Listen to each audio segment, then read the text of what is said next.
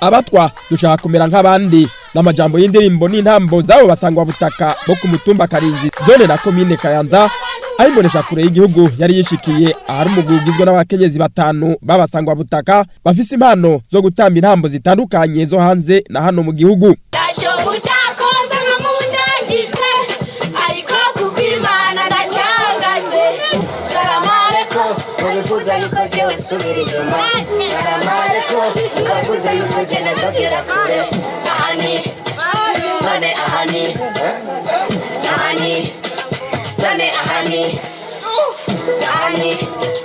Mugihe abakenyezi babasangwa butaka batanu bagiye hamwe mu mugwi bise Afrimams kugira ngo bavyaze umusaruro izo mpano zabo baze barababa bitumwako gutamba aha n'ahandi gutyo baronka amafaranga.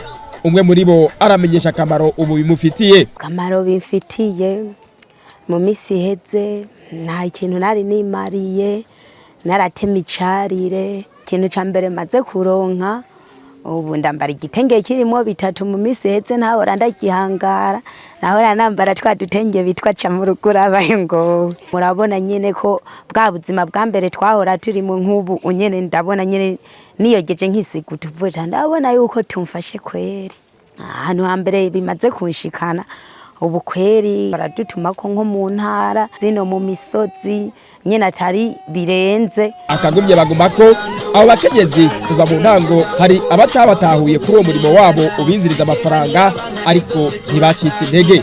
Kibitangira ntivyabagwa neza basi n'abantu nyene murabizi ko wumva bikeka byinshi gusa rero natwe ntitwabikurikiranye kubera nyene twabona yuko ari bizotugirira akamaro ntitwabyitayeho twarakomeje turabakoreramo kugeza yaho babona yuko arakazi kukuri batangira kutubarira ati nimugire intege kwere aka kazi kazobashikana kure.